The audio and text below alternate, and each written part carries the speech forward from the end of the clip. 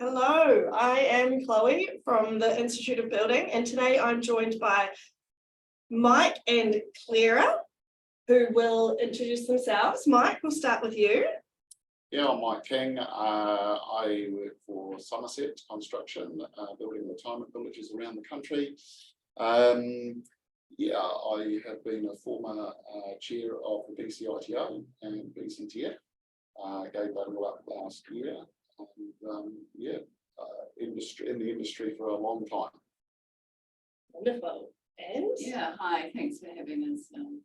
Great to be here. I'm Clara Sumner. I've worked for Winston Awards most of my working life as well. So I think we're hitting 30 odd years. So it's fine, probably fast, isn't like.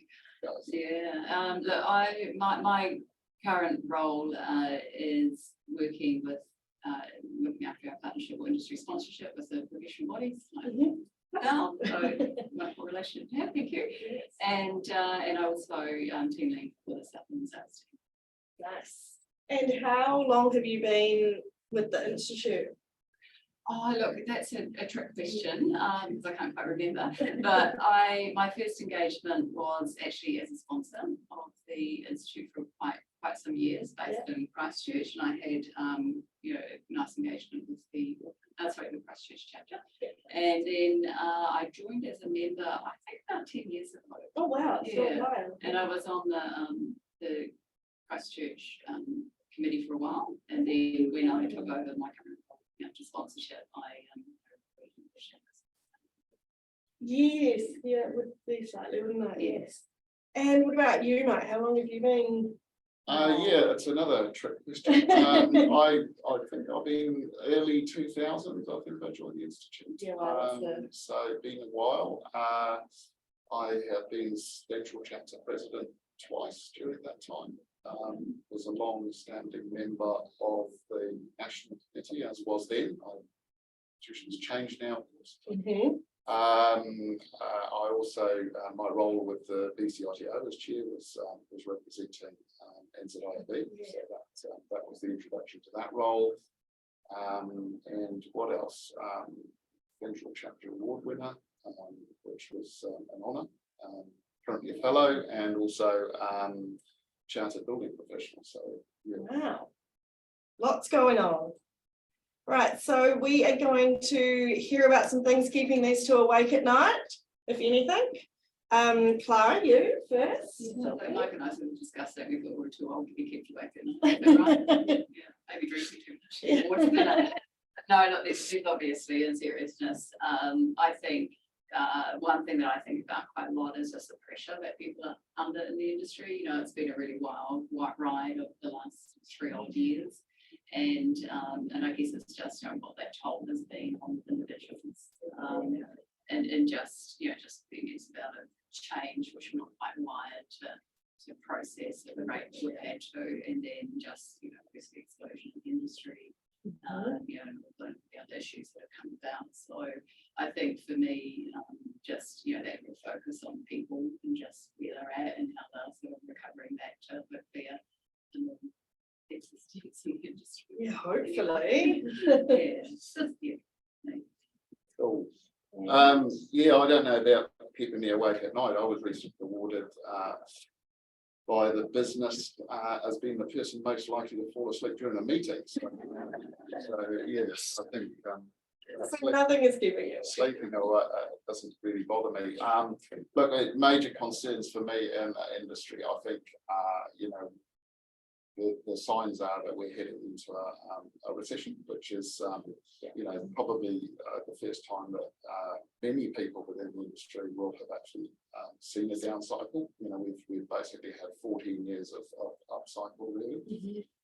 So I think succession planning, skills levels, maintaining the progress that we have made over the last 5-6 years, and in improving the skills within the industry.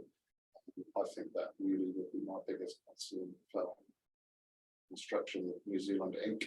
Yeah. So yeah, that's a big concern. Fair enough. I think that is probably a concern for most people, isn't it?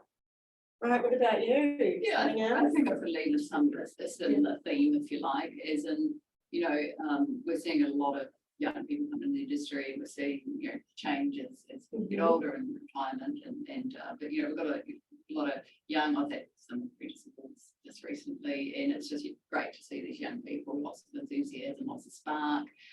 You know, they've got lots of drive and they're eager and that sort of stuff. And I think what you know is just important to really harness that rather than I try not to swear, but you know, sometimes I sort of, you know, we can get in a room with an older group of people who've got lots of wisdom and experience, and you go, well, let's harness that and make the most of it. That don't be advanced. Yes. You know, don't stop the progress of the young Yeah. and the new idea and the enthusiasm, because you know, we need change. You know, the industry needs to really harness the change, and you know, let's take some of that enthusiasm and make the most of it by merging, you know, the experience of the old and the wisdom of the enthusiasm of young. So What we were trying to do here as well, yeah, to really, you know, step up to that challenge. Yeah, totally.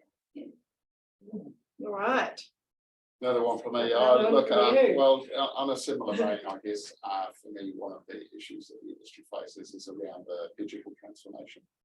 You know, the reality is that we're dealing more and more with digital data, Mhm. transfer of digital data.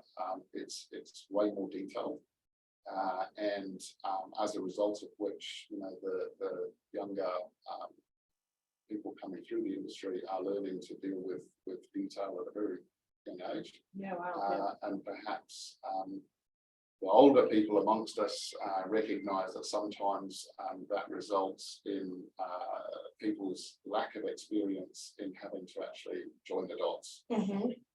So, you know, if you're already given a picture and it's already finished every time you walk onto site, you've never actually had to experience the issue of saying, oh, what do I need to join this to this?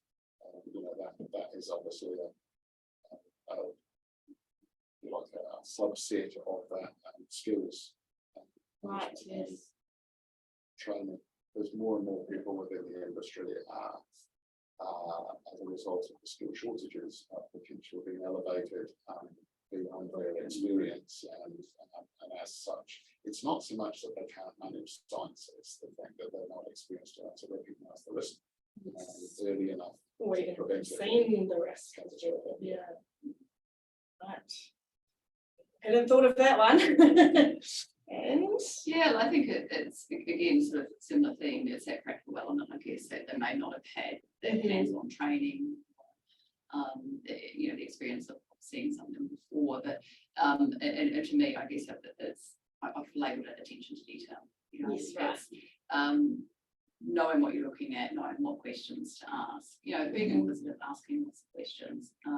And you know, my experience and my time as those who ask most questions, you know, usually do the best job, because I'm not afraid of knowing, you know, and I'm willing to learn and to be bold and go out there and engage with whoever they need to engage with. So which is quite a good piece of advice. Ask questions. Yeah, lots and lots of questions. And I think as you know, people been in the industry a little bit longer, you know, I feel like there's a responsibility that we bear in order to help, you know, the next generation really you know, develop and be the best that, you know, the industry needs them to be. Yeah. And you know, really open to hear that help and to answer questions.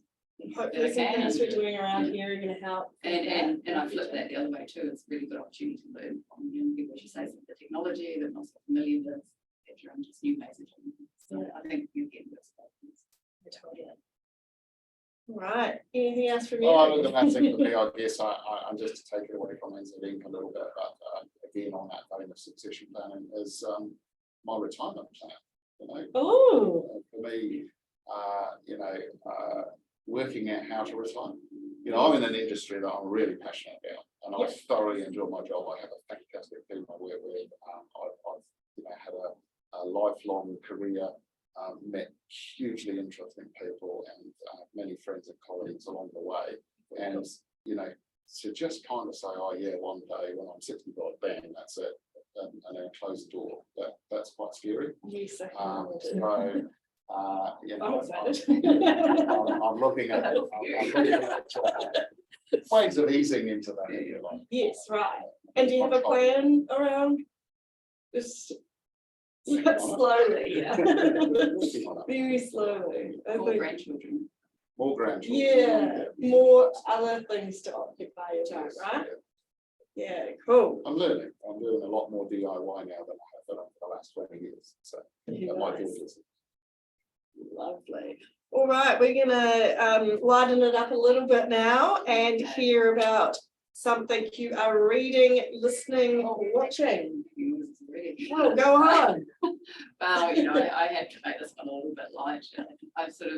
I don't watch a lot of TV, and you know, and then you tend to jump on Netflix or YouTube Yes. video. The other day I was just being on husband being on watching something, and then the next little YouTube video that came up with something that made me smile.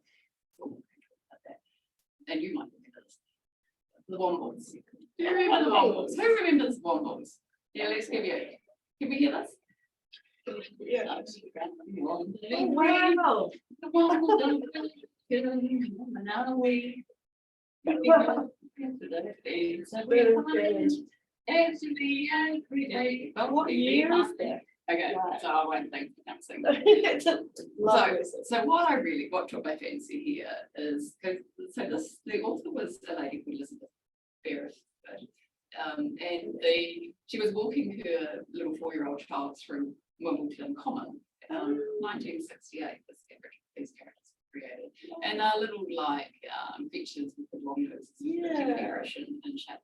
But what sort of took my fancy is, like I said, the story was written in 1968 and became a little DB, sort of little, I don't know what you call it back then, but they little moving around. Basic terms. But what was really interesting about the Wombles, I had already, but this is really simple messages that I think that have come from a long time back. So the Wombles actually were born out of the environmental movement. And do you remember what Wombles did? Yeah, They went around collecting rubbish, and they took rubbish from people, from the common, from the Wimbledon Common, and they turned it into other useful things. Yeah, so this is just like, and this is a message I remember as a child, we spent a lot of time looking at rubbish at school and doing things, but somehow or other these old messages get a little bit lost. Yeah, totally. I'd heard of them, but I'd never known that was. And you just think, you know, sometimes there's some really simple messaging in life that we come across, and it's just like, just remember that. It can be really powerful. It's simple. You know, recycling, how important it is in an industry. Look at our waste. Yeah, we were just having this conversation this morning. Yeah. And you know, and then some of their other mottos are, you know, the Wombles are organised and they work as a team, and they're clean and they're tidy. You know, that's just like good life message. Yeah, totally. That's a good life message. Well, maybe the Wombles could be an education. For the building industry. I model my looks on Uncle Bulgaria, so I love them. Yeah. Great series. A long time since I did that. So. And he in Uncle Bulgaria had another saying, something like that. He remembered the time and he wasn't out of date. You know, so this is like, so he's had this great awareness that as you get old, there's new things that you might not know about. I think it's Wombles. We'll be watching the Wombles later. And like, what are you reading, listening, or watching? Look, I spend so much of the day reading that I don't find reading relaxing in the evenings. Yeah, that's fair. But having said that, I've got, I think I'm about 2/3 of the way through Elton John's book. Cool. Just to give you an idea of how quickly I read, I started reading that when it was a #1 bestseller. And I'm still only 2/3 of the way through. Prior to that, I read Andre Agassi, Open. You know, Steve Jobs' book. I just found those fascinating. So real life, you know, biographies. I enjoy. Nice. Television wise, I just like to chill out and watch drama. You know. Yeah. I do like the English sort of PC dramas. Oh yeah, nice. Just totally switch off, right? Right, and what is something you do for your well-being? Oh, well, I think it's really important. So it's something I've got quite a bit of priority around. I guess a number of things. I've replaced my grown-up children's dog. So he's 18 months old, so he keeps me busy. You know, it's obviously he's a very Yeah. big lad, so we're out exercising every day with them, which is great. I also enjoy a bit of body balance, which is sort of a Tai Chi sort of mix. Yeah, nice. At Lisbon, so that's a nice sort of getaway and a chill out. Yeah, cool. Keeps you feel strong, which is great. And then it's just about trying to eat diet and sleep appropriately. Yeah, that's always very hard to do. That can. So I think and having good, strong friendships and connecting with people, I think those things really work. And what about you? What's something that you Well, I totally agree with the last point. I think I'm surrounded by strong family. And thoroughly enjoy downloading with them. I am lucky enough to deal with a fantastic team at work, so and we have great relationships that we talk with one another. And from a fitness level, I still play tennis, club tennis. And, that keeps me alive, although it sometimes doesn't feel like it. But I am terrible at tennis, even though I've tried to learn so many times. I feel like it'd be such a fun sport to play, but it's not for me.